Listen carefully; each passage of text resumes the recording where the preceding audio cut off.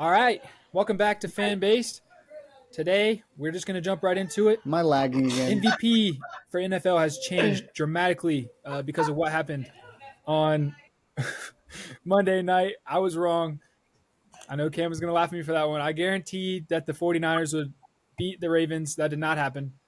The Ravens won, and now Lamar is the MVP favorite. Let's hear about it. Is that right, or should it be somebody else? Well, Boston, go ahead, Cam. you missed you missed last week, Boston. So you're up first. All right, so you're asking me if Lamar. Are you asking me is Lamar going to win it or should he win it? Well, that's up to you. You tell us how you're feeling about it. Just in whatever you go, we'll listen to I'm you. feeling like how everybody else feels, and this is just a QB. Whoever's on the best team and you're the quarterback of the best team, you win the MVP. And I'm so sick of it. I'm so sick of it. If you go back to I can assume every year Patrick Mahomes, Aaron Rodgers, first place, Aaron Rodgers, first place. Lamar Jackson, when he won it, they were in first place. It's just a competition of being in first place. And it's kind of annoying. It's boring. Everybody knew as soon as Baltimore won that game, and they won that game. And I'm not saying that Lamar doesn't deserve it, because if he wins it, I think there's a good reason he deserves it. But it's just boring. It's not even entertaining anymore to try to figure out who the MVP is. And I was looking at some stats. And this doesn't mean anything to me, by the way. These stats mean nothing to me. But for the idea of the most valuable player in the NFL, me personally, I'm going Tyreek Hill or Christian McCaffrey. If you're telling me a player that made the biggest difference on a team, I could even consider Deebo Samuel. I really could. But if you're telling me biggest impact on a team, I think Christian McCaffrey probably has it. Tyreek Hill, the Dolphins, in my opinion, are nothing without him. Maybe not nothing, but not nearly as good as they are now. But Lamar Jackson has 19 passing touchdowns. I didn't check if this was updated. I assumed it's updated. ESPN, it better be updated. 19 passing touchdowns, 5 rushing. What's that? 24 total, 7 interceptions, 3,357 yards, 66% completion rating. So that's 19 touchdowns. Hurts has 20 passing touchdowns, and he has 15 rushing touchdowns. So that's 35. Of an average touchdowns. of 2.6 yards. His average touchdowns are 2.6 yards. If you were wondering, 2.6. 2.6 is the average, and that's because a ton of them are just 1 yard. Yes, nothing that he does, nothing that nothing that Jalen Hurts is doing except falling forward because they're breaking the system. You're just mad you guys can't stop it. You're just mad that the NFL can't stop it. But my point is, I started with saying these stats mean nothing to me, because I could sit here and name these stats and say Jalen Hurts, he has 13 interceptions and he fumbles every other second, and the play calling is atrocious and the Eagles suck. But Brock Purdy, 29 passing touchdowns, 2 rushing with a 69% completion rating, 4,000 yards. But he has Deebo Samuel, Christian McCaffrey. He's got this. Yeah, if you're watching this, it just means Boston's Wi-Fi went out again. You guys know how it goes, and we'll be right back. Here comes Boston. Hey, Boston is bad. Christian McCaffrey, Tyreek Hill.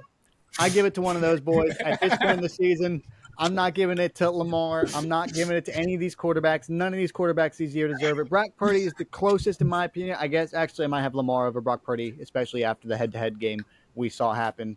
But I still think statistically you can convince me Brock Purdy gets it. But I think the reason he has it is because of his weapons, and that's not his fault. But if we're talking most valuable player, I'm giving it to Christian McCaffrey, Tyreek Hill, no doubt. Wow, your audio got really crisp when you came back too. Wow, that was. We were talking when you were gone for a second. It's kind of hard to give anybody the MVP on the Niners because that team is so stacked. If you talk about what a true MVP is, like you take this guy off the team and they're not good anymore. That we were just talking. That team is so stacked, and they got Kyle Shanahan coaching. Like you can plug and play anybody into that system, and they're still going to be a good team. That's why I think Lamar wins it, because I don't know, Daniel Jones on the Ravens. Did they win 5 games, even 3 games, maybe? Like, that's the way I kind of see it. That's my argument for Lamar right now. Is like, you take Lamar off that team. Okay. Let's say you put Josh Allen on that team. What do you get with Josh Allen on that team? Not 13 wins. I don't agree. And I was actually going to say, Josh Allen, they do have, if anybody's going to make a run for Lamar's spot right now, I think it's going to be Josh Allen because they both play the Dolphins. They play, I mean, obviously not at the same time. The Ravens playing this week and the Bills playing next week. So if somehow Lamar loses to the Dolphins and Josh Allen looks really, really good against them next week, I think that's the only way Lamar doesn't win the MVP. Or if, God forbid, he gets hurt. I don't even want to speak that into existence. But if he gets hurt, we probably won't win it either. But It's boring anyway. It's boring. MVP is the most boring award every year. Cam? I mean, we talked about it last week. I know Boston wasn't here, but I mean, I did. You know, I said that last week that if anybody, I think it should be CMC. I think if you take CMC off of the 49ers, I think their offense is worse. I'm not going to say significantly worse because that's not true. Like we said, Kyle Shanahan is coaching that team. Their offense is going to be good. They've got, like Boston said, Debo, Brandon Ayuk, who's been having an amazing year. George Kittle. I mean, that's just the start. Jawan Jennings is a solid wide receiver 3. They've had a nice little versatile weapon in Ray McLeod that's been hurt. They have a lot in San Fran. But yeah, I said it last week's episode. If Lamar beats, San Fran this week, I don't see why he shouldn't win the MVP. So I'm still giving it to Lamar like I was last week. But again, like I said last week too, don't be surprised if Josh Allen comes creeping up here, late in the season. Man, people would be so angry. People would be so angry if Josh Allen won it. I almost hope he does, just to give some parity to the award, because it's just like, I hated on Josh Allen the whole time. I'm not saying he deserves it, but I'm just saying I just want some parity. I'm tired of it being so predictable, and 3-4 weeks out who's going to win it. It's just, it sucks. It comes down to whoever plays primetime games in the last 3 weeks of the season, and whoever looks impressive and wins their division. That's it. It's nobody. Like, you have to play well at the beginning, like you have to play well consistently. But any bad game the Ravens had, like when they got someone dominated the Ravens this season. It wasn't the Lions, but the Ravens had a really bad game, and that would be a big deal if it happened right now. But it didn't happen right now, so it doesn't matter. 4 interceptions for Brock Purdy. All of a sudden, he's terrible. All of a sudden, he's not in the running because he had one bad game at the end of the season, and that's all that matters to the NFL. It's a popularity contest at the end. Whoever's on a primetime game, whoever shows up, whoever doesn't, that's who's going to win it. That's who's going to lose it, and it's so obnoxious. I think you're right. Adding parity. If Josh Allen really does bring this team back, and even in some of his losses, he played great. He had a rough start to the season, but if we think about it, what are the Bills without Josh Allen?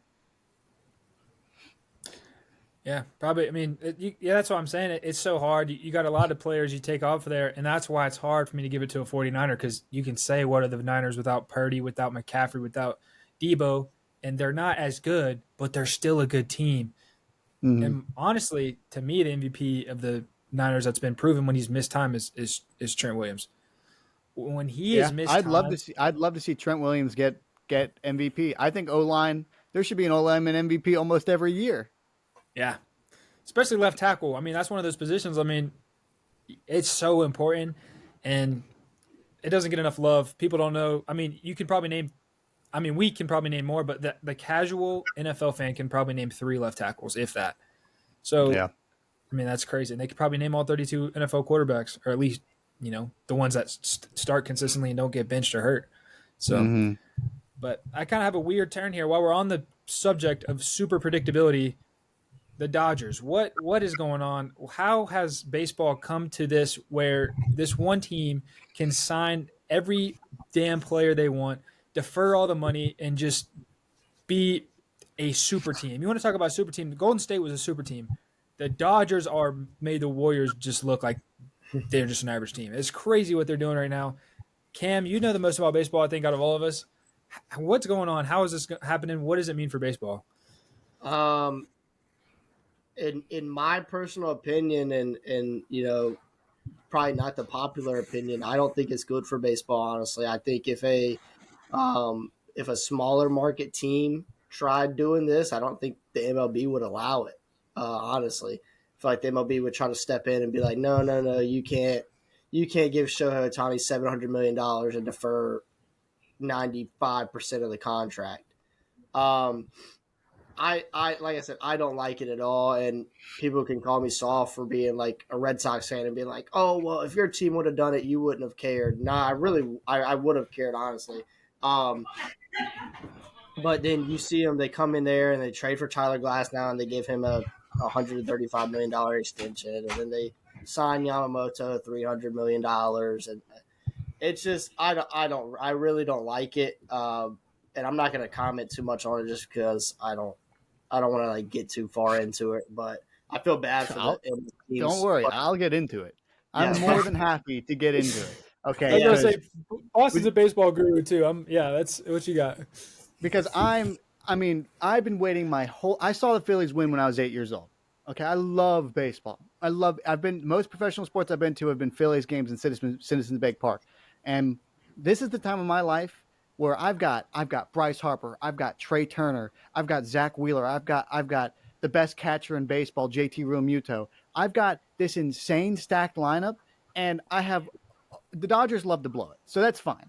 I'm hoping they do, but I've already got to deal with Atlanta, who is so young and so good, and I'm already worried about them. We can only beat them in the playoffs so many times. We beat them 2 years in a row. They've been the better team, but not in the playoffs. And that's fine by me. But the Dodgers, man, and I don't even think I don't think the MLB would step in. They need a salary cap, because having no salary cap, why wouldn't you defer? Defer for two reasons: is you help your team, so you can keep signing players. If you're going to defer all that money, sign as many people as you want. Like they got Yamamoto, they got Tyler Glass now, who was on a very small market team in Tampa Bay. Who Tampa Bay is going to be terrible forever. They'll have places like Tampa Bay, these small market teams, they can only win if they can build up their minor league system, and they have 4 years, maybe less, to put a winning team together before those people leave, because they can't offer money. They cannot offer money in those small market teams, and LA can offer all the money in the world. Now, do you want to be taxed like LA? Sorry, bud. You want to be taxed like LA?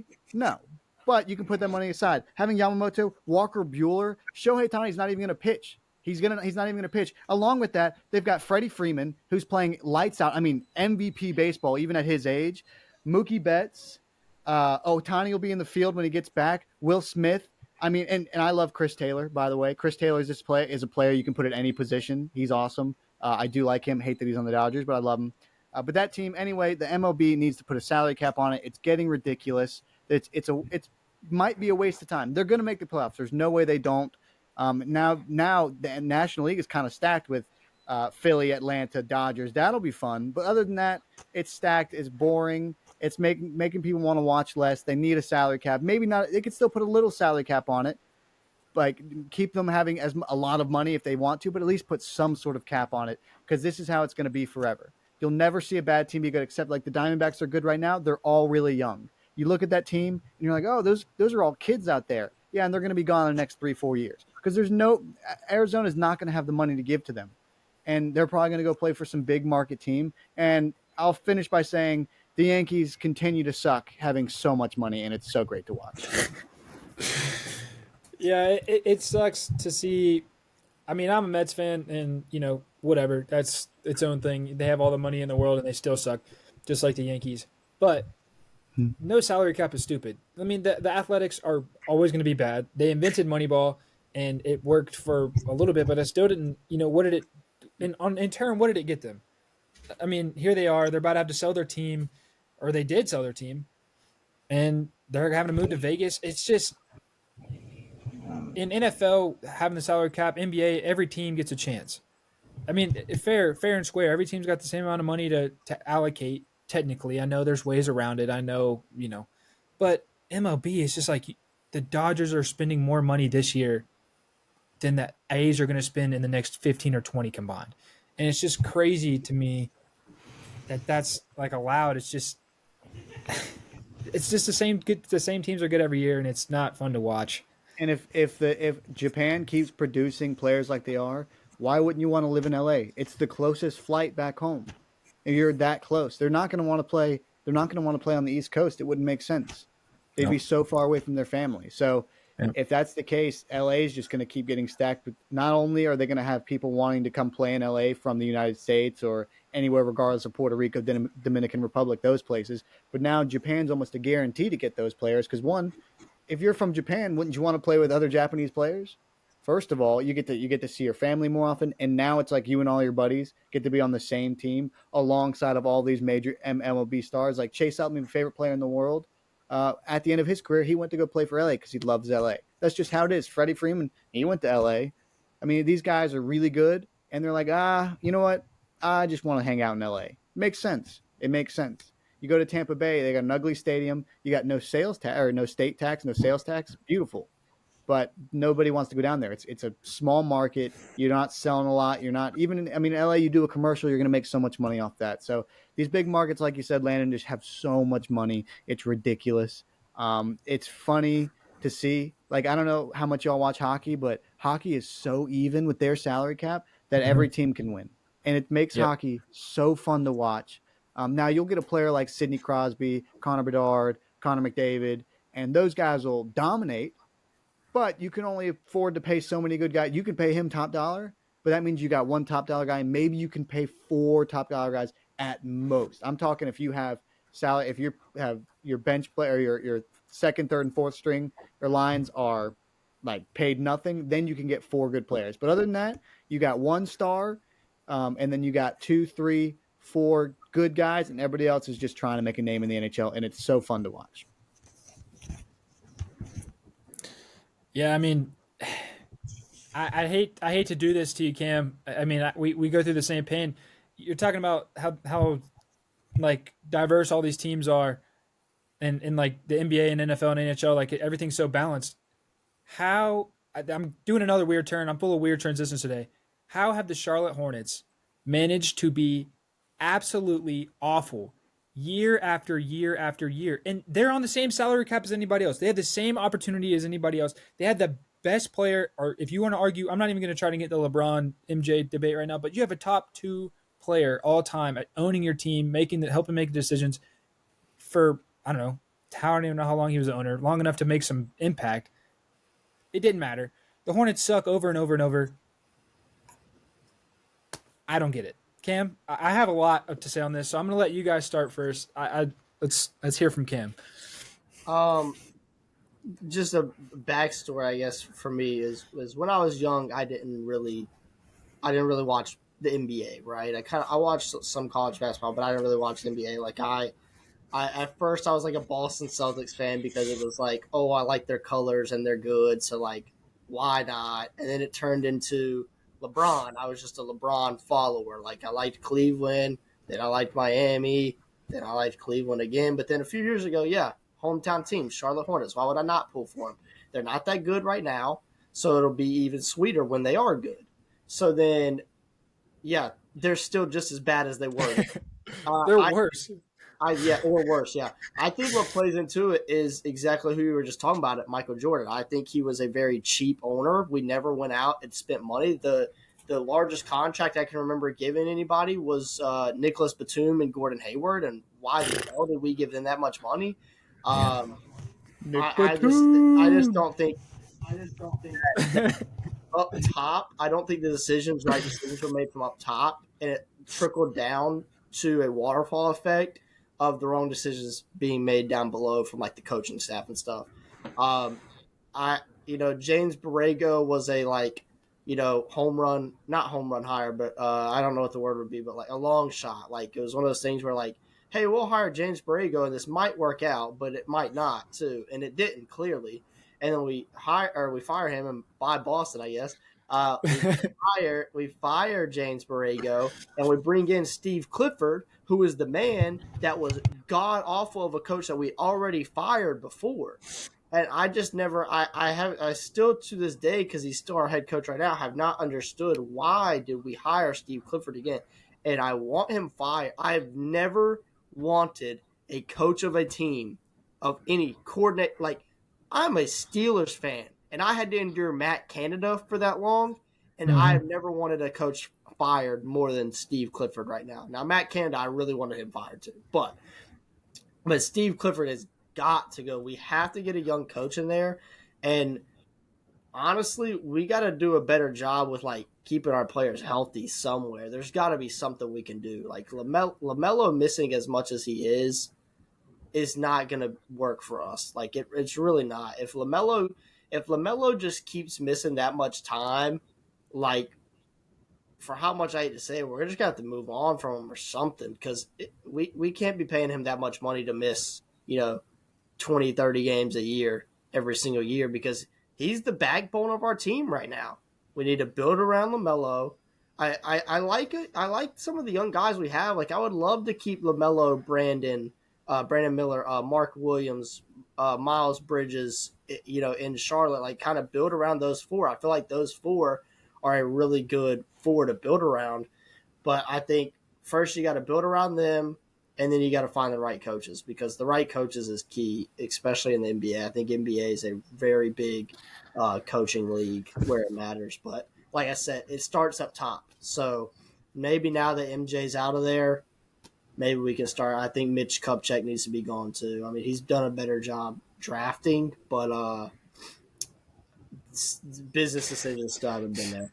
Yeah, I think they only drafted LaMelo because they had to. Like, if they didn't draft him, you're getting fired immediately. So, and also, I'm gonna let Boston go before I got a lot of stuff written down here, but it just seems like the Hornets do such a bad job developing talent. They'll have a guy in the G League like Malik Monk, and he was on the Hornets for so long, and he was playing 10, 14 minutes a game, and then he would get sent back down to the G League after he would have like a 40 piece in like 18 minutes, and it just seems like the Hornets don't trust their development process, even though, like, I said they do a bad job developing it. They do a solid job, and then they let those guys go, or they don't give them a fair chance. Even the Martin twins, they had both. They let the better one go.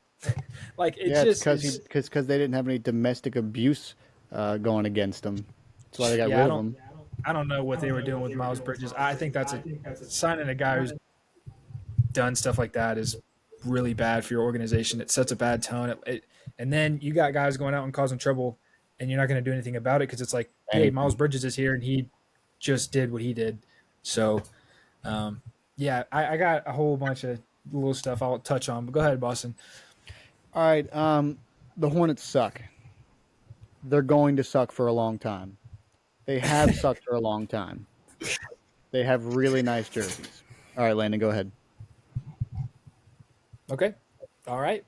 They do have nice jerseys, and they are in a great city, and I don't understand why they don't take advantage of it more. But here, let's just touch on some stats here. Let's flip to my next page. The Hornets' overall record is 1,160 wins, 1,449 losses. That is not the worst. That is not the worst in the NBA, actually. The Timberwolves, Clippers, Nets, and Grizzlies all have a worse win percentage than the Hornets. And how many of them turn their organizations around? That's exactly what I'm saying. All those teams have had success since like the late 2000s. The Hornets have done nothing, at least since I've been alive, since the early 2000s, and even before then. You want to know a crazy stat? The Hornets have never won a second round playoff game ever. They've won a game. Sorry, they've never won a second round playoff series. Yeah. The Hornets have never won a second round playoff series. They've never been to the conference finals. Nonetheless, the NBA finals. How have you never been to a conference finals since the 70s or 80s, whenever they were created? It doesn't matter if you've been a team since 2000. How you never even made it to the conference finals? It's terrible, and they're a laughingstock every year.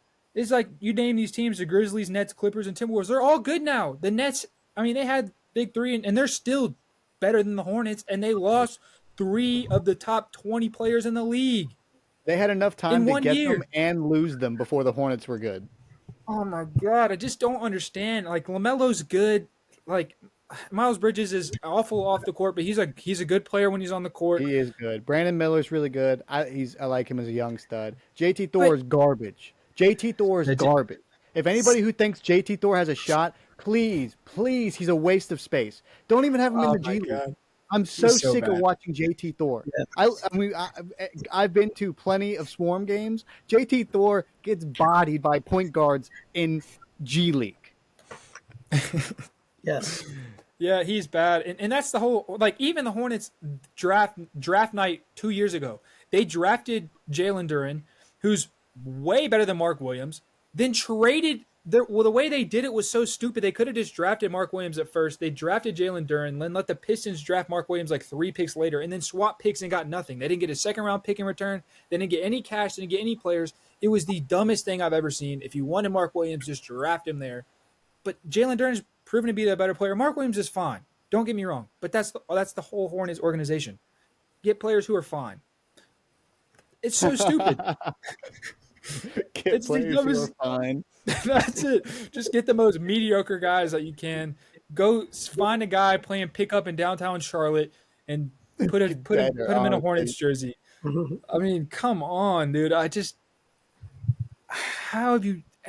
I cannot. I didn't even realize today. I knew in my lifetime they had never made it to the conference finals, but in their whole like existence, they've never made it to the conference finals. It's just the only other team to do that, ironically, is the Pelicans, who the Hornets have used to go near. We're in New Orleans. Like, maybe it's the Hornets curse. And But, don't forget you were talking about the Jalen Duren trade. Don't forget that we also drafted Shea Gilgeous-Alexander and traded him for Miles Bridges. Well, he's not playing well, right? He's not playing very well, right? Oh, no, 35 points a game. Yes. Yeah, he's not playing too well. Oh, my goodness. Miles Bridges Well, is fine. at least when you guys drafted Kobe, you kept him, right? Oh, You yeah. guys at least kept Kobe? Well, that's different. That's different. That's different. It's not really. It's just what the Hornets do. The best player in Hornets history is either Del Curry, who's most known for being the dad of Stephen Curry, or Muggsy Bogues, who's 5'2". I mean, like, Landon, were you there? Were you there? Actually, sorry, Cam, you go ahead. I see the stress in your face. You go ahead and unload. I just felt a little disrespect there towards the Hornets' all-time leading scorer, the face of Charlotte, Kemba Walker. I mean, Kimba's good, but what happened when he left? Like, he got benched everywhere he went.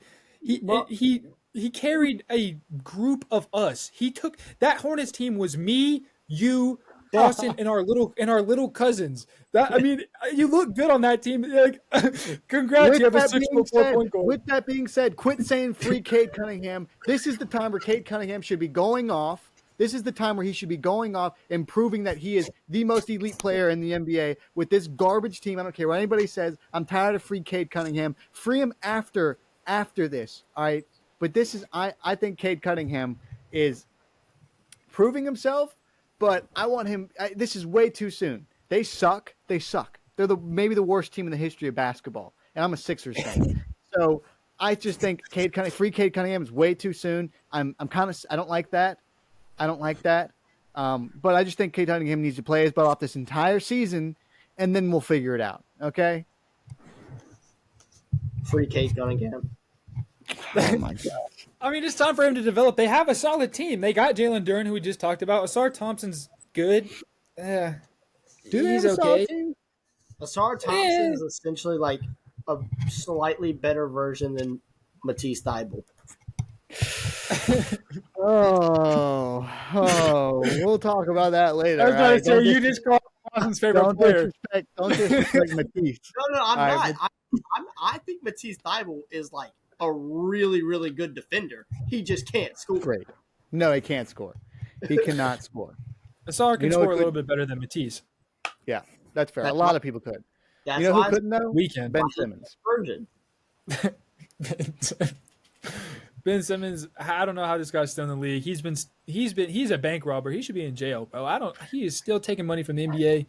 He makes me so angry. He's built to be the greatest NBA player in the history of basketball. He's built to be it, and he won't. It's like JaVale McGee. JaVale McGee is built to be insanely talented, but he's just big. He's a big man. JaVale McGee is solid. People think he's not good because Shaq used to make fun of him all the time on Shaq and the Fool. But JaVale McGee, he's good. But imagine like the way he moves. He moves like he's not that tall. He moves very fluently, and he's a very talented person. He just never became a complete player, which I wish he would have because he's got the attributes to do it. Dude, all I know is when you said he moves very fluently, what? Fluently. Fluently. I just got to cue. I got to cue some Shaq and the Fool highlights of him just falling down on the floor because Yeah. he's Yeah. got so many of those where he just like.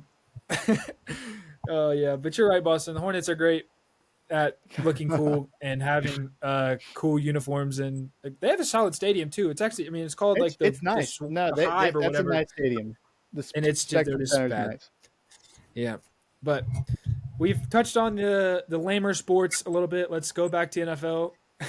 I got a little bit of trivia for you guys today, and I'll let you guys pick. I have them both written down. Today we're going to go wide receivers this season, so we can do yards or we can do fantasy points. There are a lot of similarities, but there's a couple players that make them different. I'll let you guys pick which one you think you're going to like more. I lost in the first round of the playoffs, so I stopped paying attention because it hurts my feelings when I look at my fantasy team. Okay, I'm gonna let you decide. I don't like the way Cam's flipping through his notes here. I don't like the way Cam's flipping through his notes here. Wait a second. Were you gonna go 10s for 10? No, I'm trying to find an open page here. Trying to find an open page so I can write stuff down like last time. Okay. I'm gonna raid your house. I'm gonna Alright. swat your house. I mean, I'm gonna swat it. If Boston wants to go yards because he stopped paying attention to fantasy, that's fine. Okay. All right. So I took Tyreek off. Everyone knows he's number one. So this is the numbers 2 through 11. And so there's also I have the 12th and the 13th guys if we need some tiebreakers, but they're all just worth 1 point. So I'm thinking of a number in my head. That's how a pick who goes first. Whoever's closest to it is between 1 and 100. 9. 69, 69, 69. All right, Nice. Boston goes first. Yeah.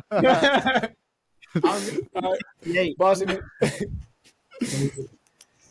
Are we doing? What are we doing? I Receiving think Cam yards. picked on. I think yeah, receiving yards this season only. All right, I will go with Swole Batman and AJ Brown. AJ Brown is number 3. I'll go with my money league fantasy goat. Traded Alexander Mattison and Brandon Ayuk for him and Joe Mixon, CeeDee Lamb. Wow, you fleeced whoever that was. Okay, yeah, CeeDee Lamb is number 2. So number 1 is Tyreek. So you guys got 2 and 3. Boston, you're up. Man, I overthink these things.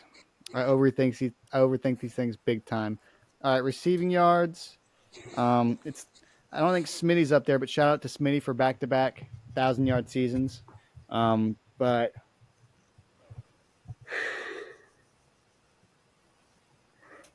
give me a second. I'm thinking through my teams here. Might have to give this guy a count.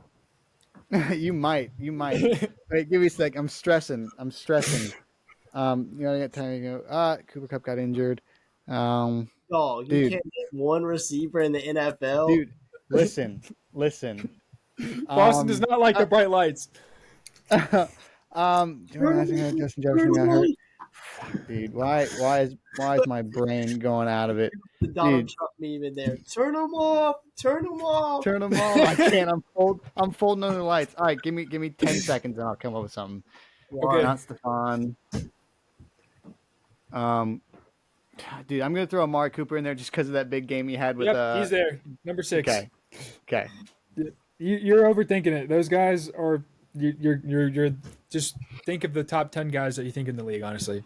Mm-hmm. Except a couple. All right, I'm going to go my Except other Tyreek Hill. league fantasy receiver that has carried me to the championship, Amon-Ra. Amon-Ra is there. He's number 5. Oh, my goodness, dude. I didn't even think about Amon-Ra. That is disrespectful by me. All right, you got Amon-Ra. Give me... J.J.'s got hurt. Jamar Chase got hurt. In. I mean, injuries don't matter that much. I'm just going to say that. There's definitely a couple guys on here that have missed a game or two, and they're still on here because they're that good, including Tyreek. Tyreek was number 1 by a lot, and he's missed a game. All right, give me Jay Jettas. Can't go wrong choosing Jay Jettas. Not on here. Yeah, you did go wrong. Yeah, I did go he missed wrong? too many games. He was like 6 games missed. I was talking about him earlier. Brandon Ayuk. Ayuk is, yep, he's there. He's number 8. Ayuk number 8. Yep, you guessed it. Boston's gone again, but he'll be right back. So let's jump right back in. We should just whenever he gets back, we should Back just talk about towards you there. something completely Yeah. unrelated. Oh, Oh, you should talk about something completely unrelated. yeah. As soon as I said that, I was like, "Oh, Boston's here." Are you up? Yes. I don't know. Am I up? I think you are. Yeah, I think you are. Fuck. All right. You said which ones were still up? You said Four. 4. 4, 7, 9, 10, 11. 10, 11.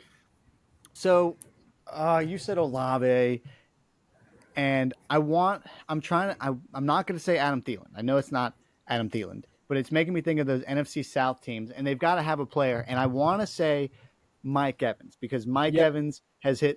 Oh, he's hit 1,000. I know he has 1,000 yards every season, but I didn't think he'd reach it. So what is Mike Evans at? How many yards does he have this season? I should probably tell you guys the yards. Maybe that would help. Mike Evans has 1,163. He's 9th. 9th. At 1,163. CD had 1,424, and he was in first, which was second place. Dang. So it's tied up. That makes me mad. He was one of the names up here on my top that I was going to go with. I actually was choosing between him and Olave, and I went Olave. Yeah. Once you said Olave, I went to the NFC South, and I was just trying to go through those teams, and I'm surprised Mike Evans is up there. I know he's gotten consistent 1,000-yard seasons, but I didn't know he was top 10 this season. Yeah, I mean the bottom guy on this list has 1,141. So I'm gonna go based off of Boston's guess earlier of Amari Cooper with having a big game. I'm gonna go DJ Moore because he had a 200 something yard. Yep, that's who I was going to go with. He's number 11. He just is the last guy on the list. He is 1141. He's the guy I was just talking about, last guy on the list. So Boston, you need this one big time. It's 4-3, and so you need it. See, this is the problem. Is I have a guarantee. I have a guarantee because I was thinking in my head the wrong player for the wrong team. But do I want to say because I've got my thought process here. Austin, go ahead and guess that name because he's my next guess. So if you want to keep this game going, you're going to want to guess that person. All right. And I've got another one I think is right solely based off something else, but I'll tell you. I'm going to go Puka Nacua. Yeah. Yep. Yeah. Puka Nacua, yeah. I'm surprised that he's number 4. So yeah, I was surprised that he lasted that. He clicked when I kept thinking Cooper Kupp, and I was like, why do I see Cooper Kupp scoring or getting so many yards in my head? It's because I was thinking of the wrong person in the wrong jersey. But I've got my next one. So Cam, you need to get this one because I know this. I know this next one. Well,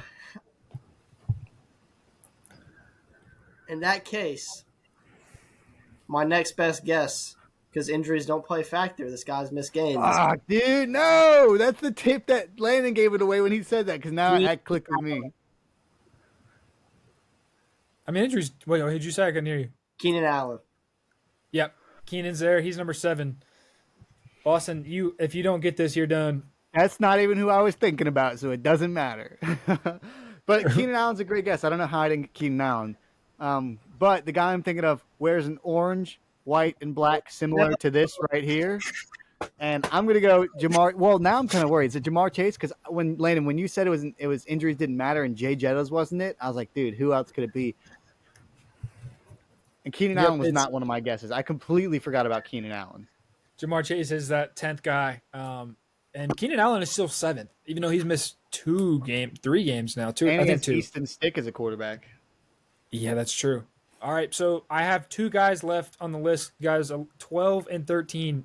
It's really back and forth. Since Boston, you went first. If Cam gets it, he wins. But if not, you guys are just going to go back and forth until you can get who it is. Boston. Good game, man. Good game. You better not miss. You said number 12 or number 13. My guy used to play Call of Duty Warzone with them. From the Indianapolis Colts. Where's number 11? Out of Southern Cal. I can keep going, but I'm not going to. Michael Pittman Jr. Man, how many times did you guys kiss? He's number 13. Let's go, Number baby. number 12. No, number 12 does. Hold on. I'll give Boston one shot to guess who number 12 is. You have 20. Okay, How many yards did Pittman have? Pittman had 1,062. This guy has 1,070. Oh no! Oh, Boston, you got 20 seconds on this timer to get your guess. Oh man, we're really putting him under the lights. Dude. Give me. I don't think it's him, but give me Smitty. Give me Devontae Smith. No, What does Devontae Smith have? Let me guess. I don't know. I have it. He's there. He's close. He would have been there on fantasy points. He has 223.6, but I don't have his yards on here. I have a guess. That guy, who is it? Devontae? No, he doesn't. This guy hates his quarterback. Stephon Diggs? Yep, it's Stephon Diggs. Oh, dude, why did I not guess Stephon Diggs? I need to know how many receiving yards Devontae Smith has now because It's probably really close. He's probably like the next guy off the list or like close to it because he has 1,000 yards this year. Devontae Smith has 1,040. So he missed it by 22 yards. How did I not get Stephon Diggs? I knew that too. I knew that. Oh. Yeah. Next week I will have Who's winning comeback player of the year? That's it. Who's winning comeback? You know what player I hate? You know what I hate? I hate to be a hater. Smile, This Cam? makes me. Why'd you smile, Cam? Is there somebody in your mind? Well, Boston, I know you weren't here last week. We actually did award predictions for every single award, and we did. All right, I'll go ahead and give you comeback player of the year. It's DeMar Hamlin. That's my comeback player of the year. Yes, I think that's so dumb. I sound like a hater right now, but he's played two. He has 2 snaps this year. At least he was on an important snap. One of them. Yeah, and he got a flag. Yeah, I know. In my opinion, it should be Tua. Joe Flacco, you can make an argument, but he hasn't played enough games. Tua's played the whole season, and he missed a lot of time last year, and he's been really good. It should be Tua Tagovailoa. I mean, it just should. Joe is the comeback dad of the year. He is. And he actually got slimed on Nickelodeon the other day by Mark Cooper. Lucky. That's just like, if you're a kid and you grew up in the 2000s, you wanted to get slimed. It's just who you are. It's just a fact. But before we log off, it is time, fellas. It's time for the guarantees of the week. I have 2 this week. But speaking of that, before we get into that, how is Texas -4 this week? I know these games are going to be really good. We already talked about it before, so I didn't want to overdo it, but -4 is kind of crazy to me. I also kind of think that's. I think it's going to come down to Washington's defense because we know they've got their offense. I think it's going to come down to Washington's defense because I don't think anybody can stop Washington's offense, but I think Texas has possibly the ability to slow their offense. I'm not saying stop it. I still think it's going to be a very high scoring game, and by slow I mean it's going to come down to Washington's offense making mistakes and if their defense can hold up. And I think it should be a pretty even line, in my opinion. I think they're just such different teams that's why it's hard making even lines because they're so different. But do you have any guarantees, or what you got, Boston? Oh, my guarantees? Mm-hmm. Or guarantee? I was gonna make a Flyers guarantee, but I'm gonna hold off because the Fly guys were projected to finish second to last, and they're in second place in the Metro right now. So, but my guarantee is for tomorrow. Tomorrow, the Spartans of University of North Carolina, Greensboro, are going into Texas, number 21 Texas. Okay, and the line in Texas is 14.5, minus 14.5 for Texas. I think UNCG covers that easily. I think UNCG's got a shot at upsetting Texas in Texas. Wow. I don't think they will.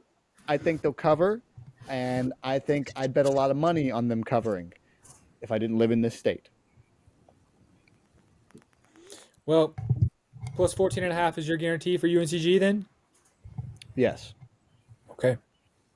I respect it. They're good. I think Texas is really good. You missed last week. We talked about who our potential 1 seeds were going to, or Final Four was going to be, and I had Texas in mind. I think they're a solid team, but well, you might have to put already went on the UNCG road after this week. They already beat Arkansas on the road this year. I mean, who says Texas isn't next? Mm-hmm. It's true. Cam, I'll let you go unless you want me to go. I also have 2 since you said you were doing 2. I figured I'd do 2. One Okay. another homer pick this week. I got Clemson winning our bowl game tomorrow against Kentucky. Simple. That's tomorrow morning, tomorrow afternoon, I guess, 12 noon, against Kentucky and Florida.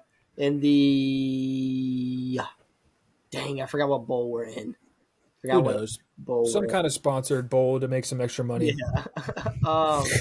And then I'm struggling to choose between 2 in the NFL. I had 2 that I like. Packers are technically the underdogs right now against Minnesota. They are +1. So I was going to say they win Sunday Night Football, but we'll have more fun with it, and I'll go 49ers cover 12.5. They're minus 12.5. I say they cover that against Washington this week. Yeah, probably. No Jair this week, which that suspension was so dumb. Yeah. Because he went out for the coin toss, he gets suspended. Like, I know there's a little bit more to it, but that's your best player on defense, and you're going to suspend him for basically a playoff game. Seems pretty dumb to me. But I'll go ahead and go my guarantees. My first one is the Lions are plus 5.5 at the Cowboys this week. I'm not worried about no spread. They're going to win outright. Just straight up. Lions beat the Cowboys. Jared Goff, greater than sign. Dak Prescott. My other one is kind of a weird one. I don't really know if this counts as a guarantee, but I guarantee that both college football playoff games this weekend will be single-digit wins. I don't know if that's groundbreaking. I know, that's kind of a weird one, but I think both games are going to be well worth watching. I think it's going to be a fun weekend for football. There's a lot of good NFL games. There's a lot of good college. There's a couple of bowl games that a lot of players are still going to play. So I think if you love football, sit on your couch all weekend and then New Year's Eve, watch some football and have a little bit of fun too. So those are my 2 guarantees for the week. Yeah, Alabama's going to win. Roll Tide. I'll be wearing my Devontae Smith Bama jersey. So I am excited to watch it because I don't care who wins. I'm not going to put any money on either team just so I can sit and enjoy some football. Yeah, it's gonna be a fun weekend, fun week of sports, and I am ecstatic for it. We'll have some clips posted for you guys on TikTok. Speaking of that, if you guys have anything else you'd like us to do, split up some videos for you, maybe make them a little bit shorter, whatever. We've been adding stuff every week that you guys request. Just keep it coming. Let us know what you want, and we'll be happy to look at it and see what we can do for y'all. So we appreciate y'all sticking around, and that's it. We'll see y'all next week. Wait. Oh. I think no, I don't think. Ryan Tannehill is only 2 years younger than Joe. Actually, he might be 1 year younger than Joe Flacco. Okay, so can we stop? The thought of Ryan Tannehill going to any team, him saying that he doesn't want to play for Tennessee means nothing to anybody. He should not be playing for anybody. Why does it matter? He's so old. The fact that the Tennessee kept giving him a chance after chance, you would have thought he was some young stud that they were hoping makes something happen. No, he's old. He's like 36. Ryan Tannehill is 36. This is ridiculous. Do you know why I'm plotting and scheming? Do you know why I'm plotting and scheming over here, Boston? You almost let me forget about Drew Lock beating the Eagles. You almost let me forget. You almost got away with it, and you didn't. Drew Lock, the guy who couldn't hit a groove if he was at his own local high school. beat the Eagles. I don't care where it was. It could have been in Japan. Whatever field they played on, Drew Lock beat They literally the Eagles. they only won because Pete Carroll wore his hat backwards. It's literally the only reason they won. And he chewed the mess out of some gum. He always be chewing some gum, man. But you know what? Drew Lock had that, what'd I say, that white Chad swag. He is just a cocky little guy. And he went out there and He was said, throwing bombs, wasn't he? he did. He did to win that game. He said, he was throwing bombs. You could JSN, save me. I'm going to overthrow you, but please save me and make a hell of a play. And you know what? He did. I know, dude. Being 12-4 sucks. It really does. It really does. Well, I also said a while ago Jalen Hurts was not going to win MVP, and you called me crazy, and look where we are now. I didn't call you crazy. I called you crazy for saying he's not. You were saying that he doesn't deserve it at all. And at the time, we were playing pretty well. We were playing pretty dang well. Where now? But he's not even in the conversation now.